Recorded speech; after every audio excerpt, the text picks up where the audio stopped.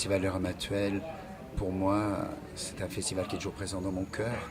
D'abord pour les choses sublimes que j'y ai vues en tant que spectateur, et puis pour avoir ici connu des moments magnifiques, avec le CID notamment, avec toute la troupe.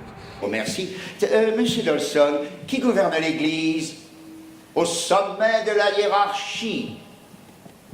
Le pape? Le pape. Oui, bien sûr, mais vous ne voyez personne au-dessus? Non? Le Christ. Ah bah oui. Ah, oh bah oui, ah oui. Tous les souvenirs avec Jean-Claude, avant, pendant et après le spectacle. Et ces coussins, j'espère qu'on en recevra beaucoup ce soir, David Sardou et moi. Et puis aussi la présence aujourd'hui de mes filles, puisqu'elles viennent dans un lieu où leur mère a triomphé dans le CID. Alors je suis très ému. Mes frères. Nelson, soyez plus aimable. Mes frères. Nelson, ne soyez pas obséquieux.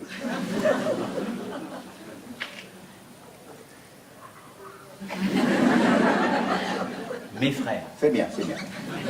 En plus, on a vraiment une pièce avec l'affrontement qui a été adaptée merveilleusement par Jean Pia et Dominique Pia, et que Steve Souissa a mis en scène avec beaucoup de rigueur et avec un côté hollywoodien, justement. On a une pièce magnifique, c'est un spectacle qui a cartonné à Paris, et à chaque fois qu'on le donne en tournée, on va faire une très grande tournée, donc c'est le départ de notre grande tournée ici à Ramatuelle.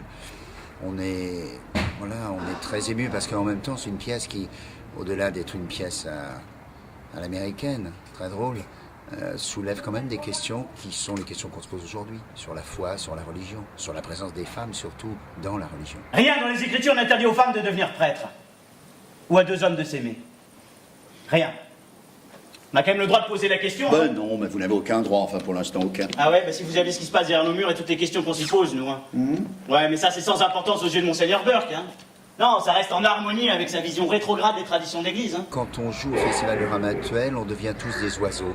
C'est-à-dire que c'est un lieu magique, et il est magique parce qu'on est obligé de prendre son envol comme un oiseau.